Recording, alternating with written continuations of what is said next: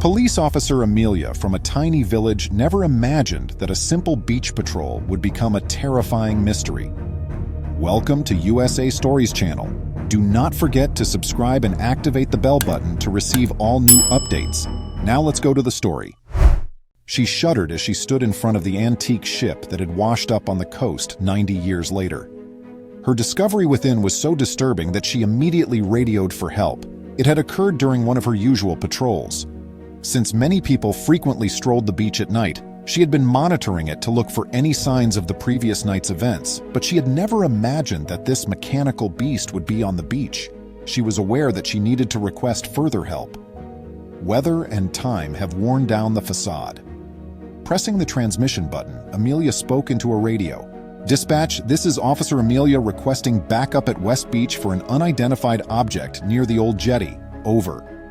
Before a recognizable voice spoke, "Copy that, Amelia," the radio beeped. "I'm forwarding this to Officer Marcus. 5 minutes is the ETA. Be careful." The hull had a horrible appearance. One letter was visible on the worn nameplate AP Munley.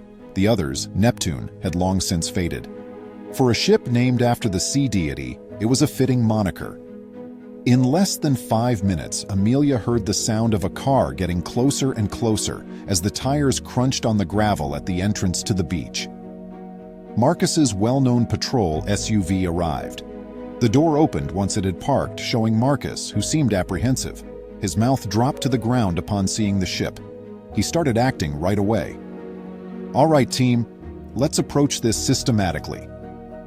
The crew started their inquiry before they really knew what horrors this ship had in store for them. Marcus, Amelia, and Jane had the inquisitive group under control while Louise guarded the area, so they went to the Neptune. They had to wade through some shallow waters at first, but they soon came to the ship's gangway. It creaked beneath Amelia's weight as she attempted it first, but it stayed sturdy enough for the two to climb. Marcus began to speak once they had nearly reached the deck.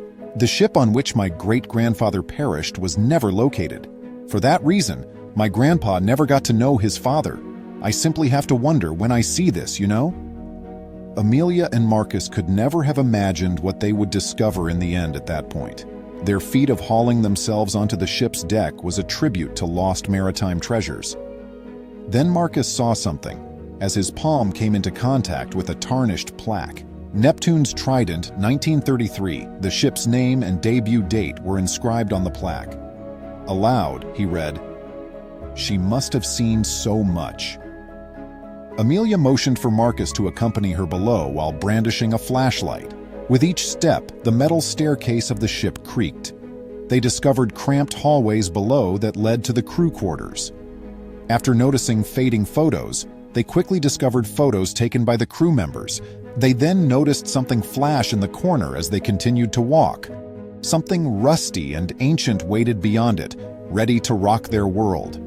Amelia was drawn to an old corroded locket that was lying on the ground. She attempted to carefully pry it open, being cautious not to damage the exquisite jewels. The astonishing image inside the locket was a black and white snapshot of a young mother cuddling a youngster who seemed no more than 3 years old. He had already seen it when she turned to show him.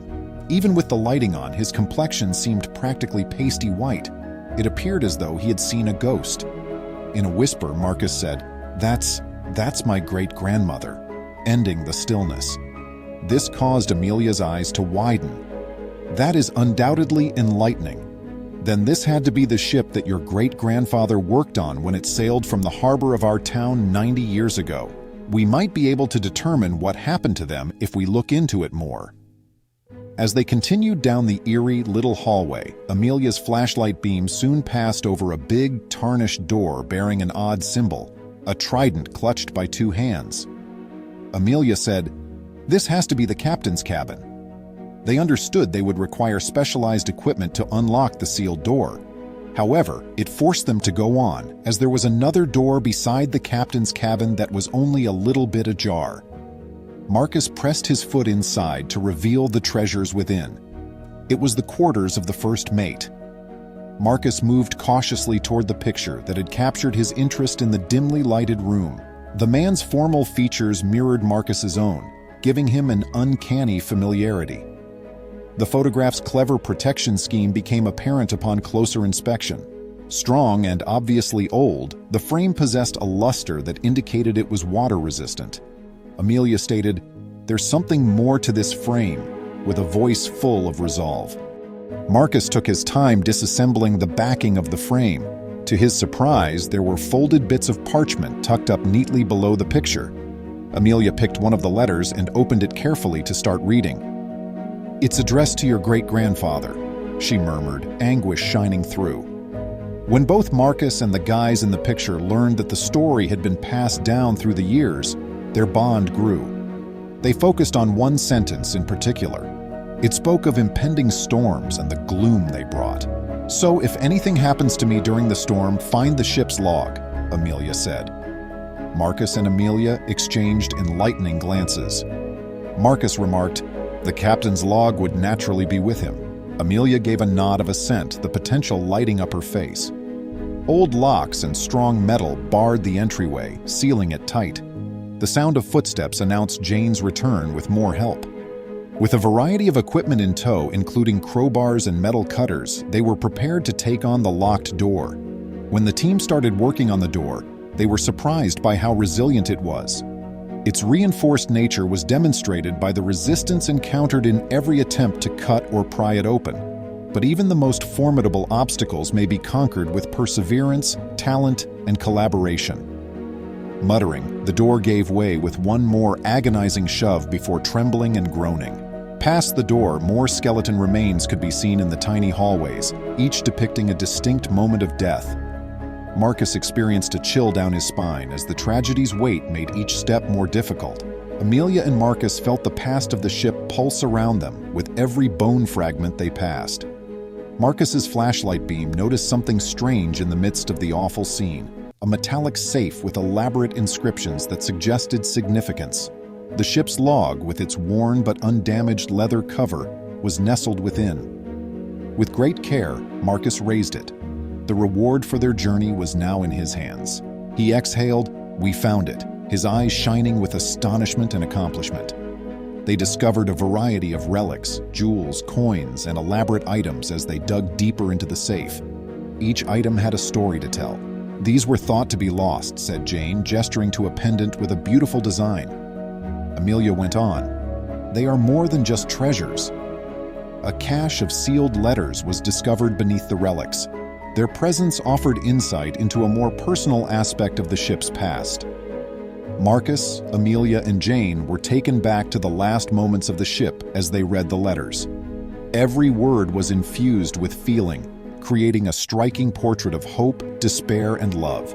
The letter that said, "We cannot escape the storm," was received. "But know my love for you is eternal." The crew's true feelings came to light, telling a story of unwavering love and acceptance of fate in addition to tragedy. The villagers were deeply touched by the tale of Neptune's trident. Marcus shared their findings and related the stories of love, hopelessness, and resiliency in a town hall meeting. "We are obligated," he declared. "We need to remember and honor their story." Sensing the weight of their shared obligation, Amelia nodded in accord. Ideas for immortalizing the ship and her crew were circulating around the community. A committed group was established in a matter of weeks to supervise the establishment of a marine museum. A symbolic connection to the sea was ensured by allocating land close to the shore. Amelia pondered, "It'll be a beacon, pointing to the trident's past." Marcus added, "and making sure it survives." The committee's workstation was littered with models, drawings, and blueprints that represented the idea that was beginning to take shape.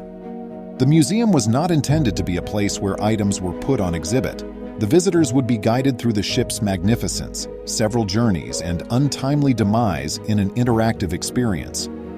The letters are the focal point because they are arranged such that they can be read in soft light, which enables viewers to empathize profoundly with the unfiltered feelings they represent. Jane said, "It's like diving deep into the ship's soul and understanding its heartbeat." A crowd unlike any other was present during the grand opening. Individuals from nearby towns flocked in, excited to contribute to the tribute. Jane, Marcus, and Amelia stood tall as they saw guests go through the displays with expressions of reverence, grief, and amazement on their faces. Amelia murmured, "This is their tribute," addressing the team.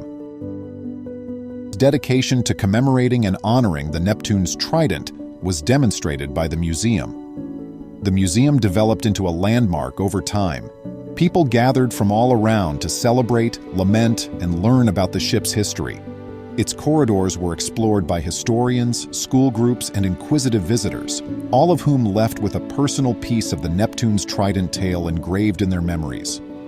With its legends of mystery, bravery, and love, the ship's memory endured as a poignant and uplifting reminder of a bygone era. Please remember to subscribe to our channel, give us a thumbs up, and turn on the notification bell so you won't miss any of our videos. If you enjoyed the tale, the next video that plays on your screen will probably move you too.